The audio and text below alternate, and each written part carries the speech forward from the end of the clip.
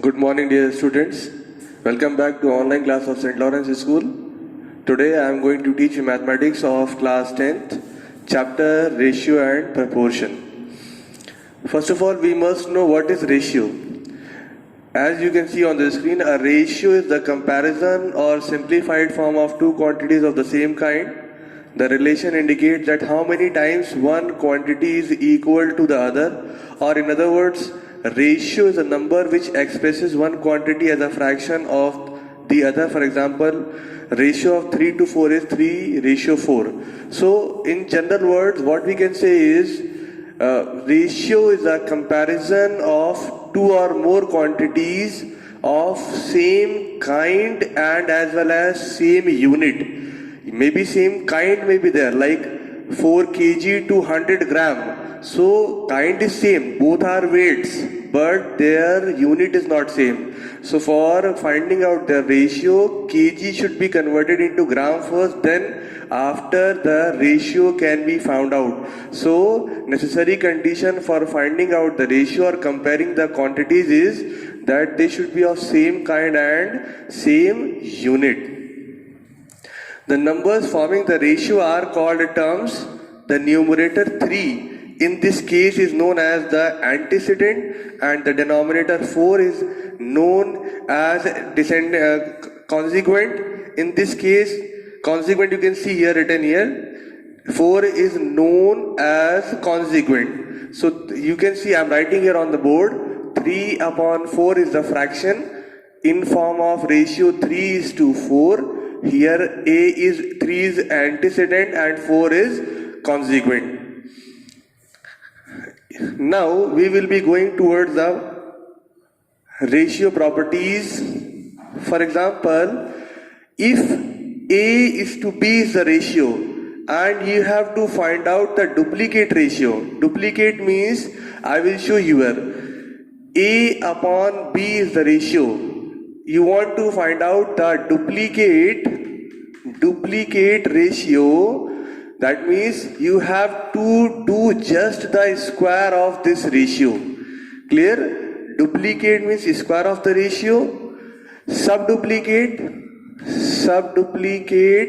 ratio means square root of A upon B. Subduplicate of A by B will be square root A by B. Triplicate ratio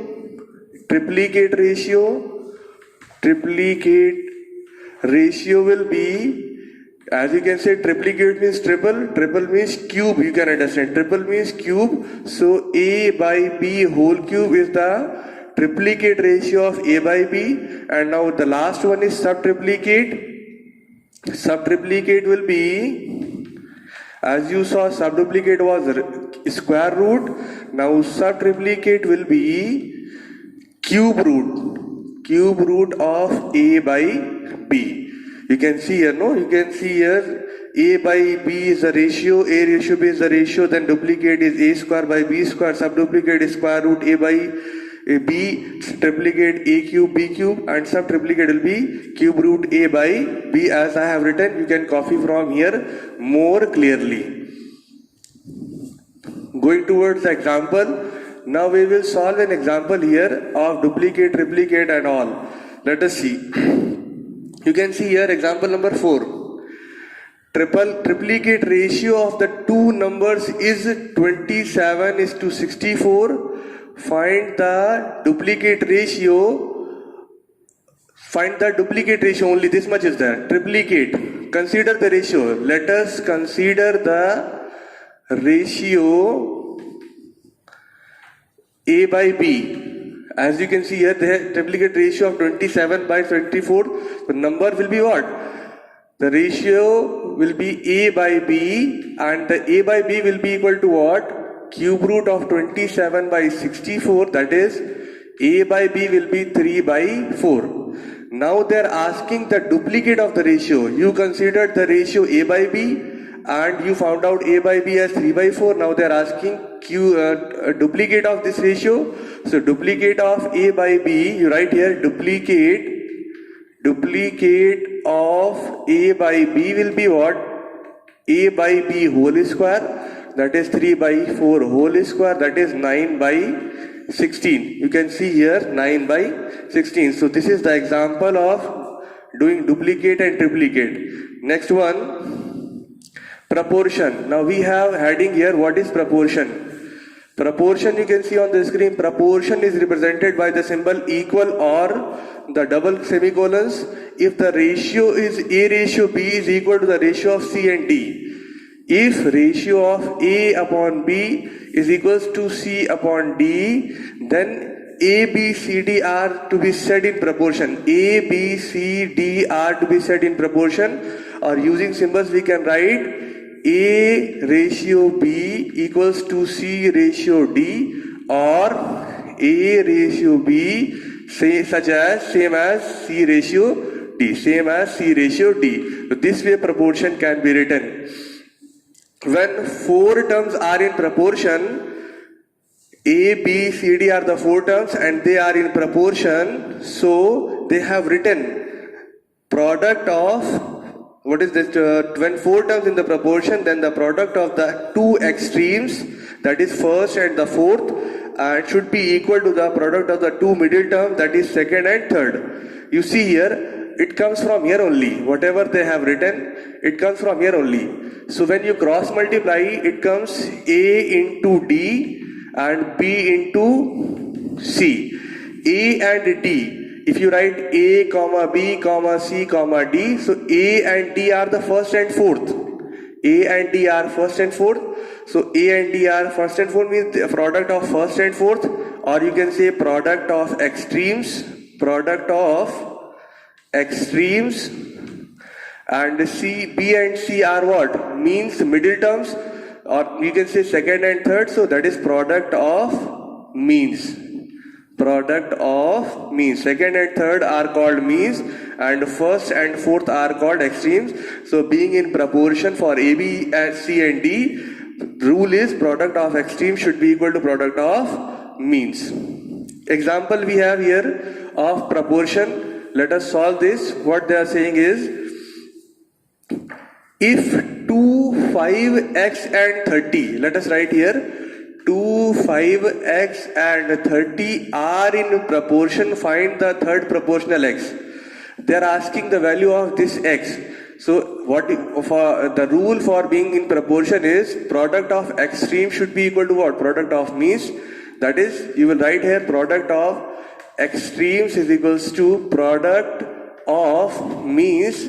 Then 2 into 30 will be equal to 5 into x, and 5 goes 6 times, then x comes 12. So value of x has come how much? 12, you can see here. Now next question, mean proportional. Heading is mean proportional. Mean proportional between A and B is square root AB.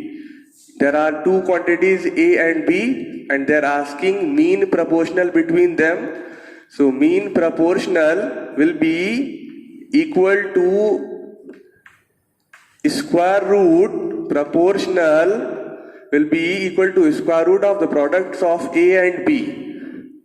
Mean proportional of A and B is square root A and B. Example we have, find the mean proportional of the numbers of 10 and 1000. So we're using this one.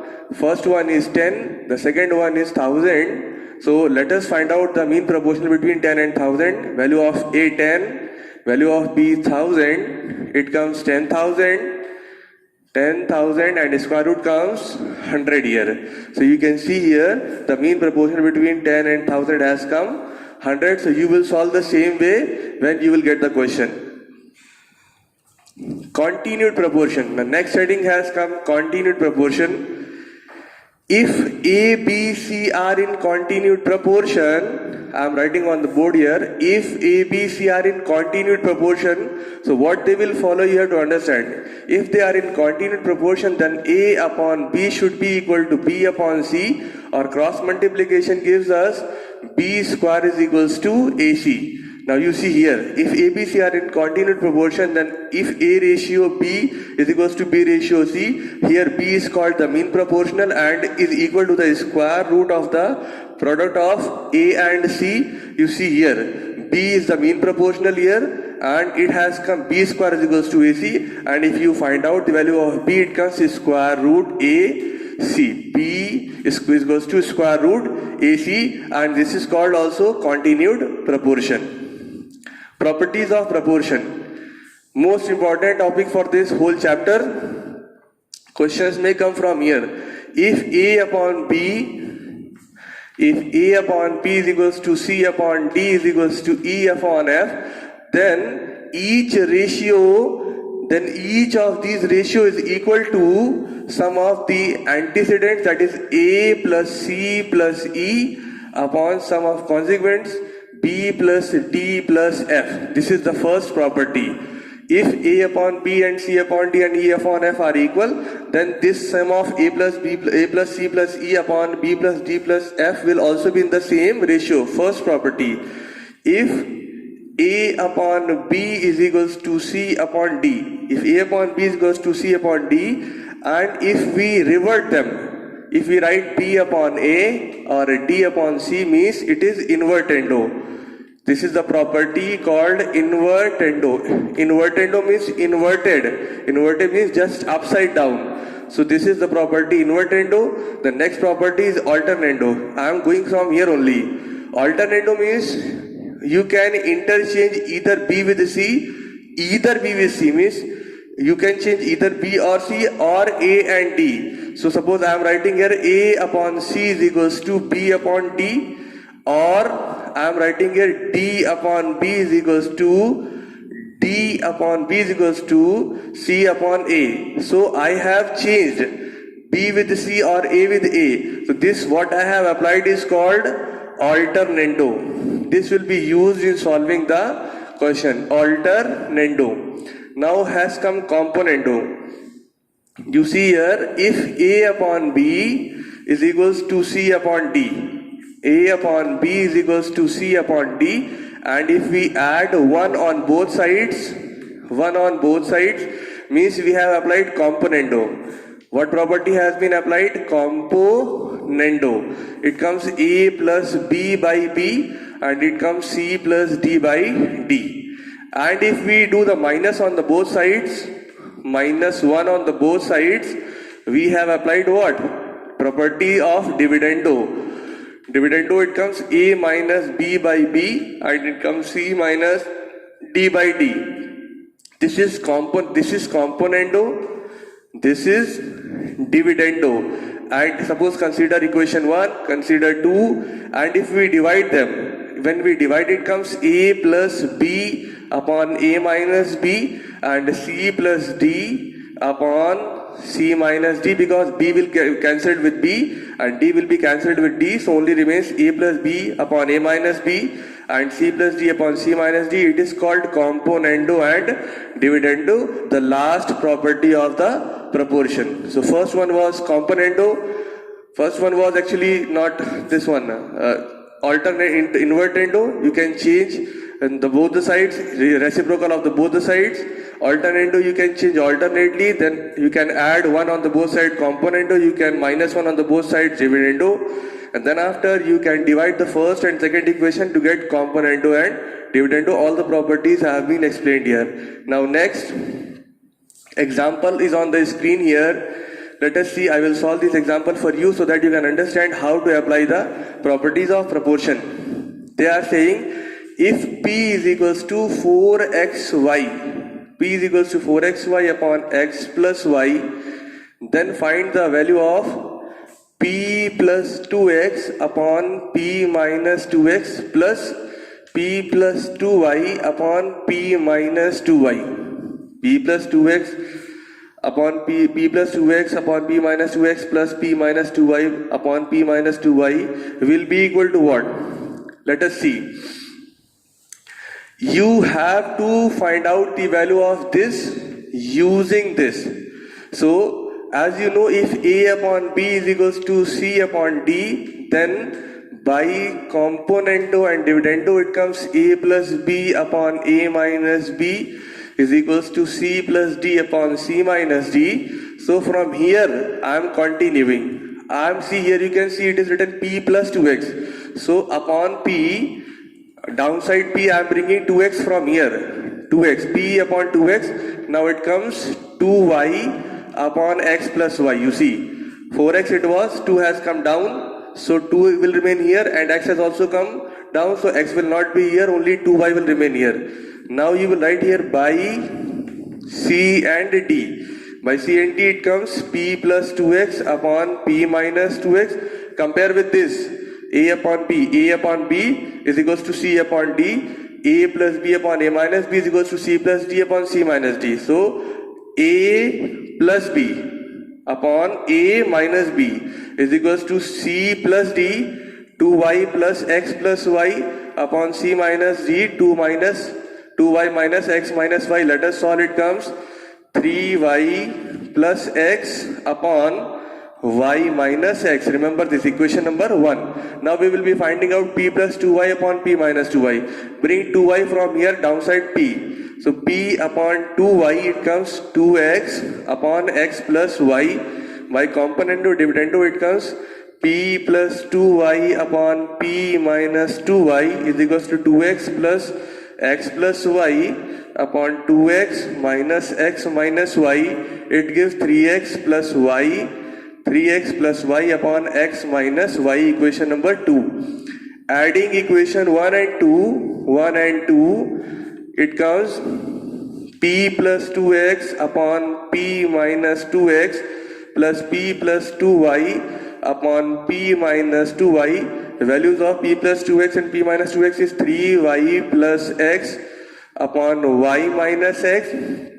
Here denominators are same, only the difference is of sign, so take minus common here. It comes 3x plus y upon y minus x. Now LCM will be coming y minus x, 3y plus x minus 3x minus y.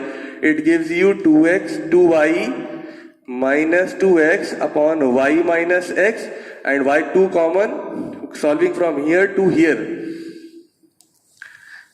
Now it comes from here to here, I am coming, it comes 2 common, y minus x upon y minus x cancelled, and gives you what? 2. So value of p plus 2x upon p minus 2x plus p plus 2y upon p minus 2y has come how much? 2. So this is the way of solving the questions of using the properties of proportion. So there is one more example you try at home. Next one we can see here. So, using the properties of proportion, I gave one example here. One example I gave for you all. So, you all try the sums at home. You all try the sums at home. Be safe and thank you.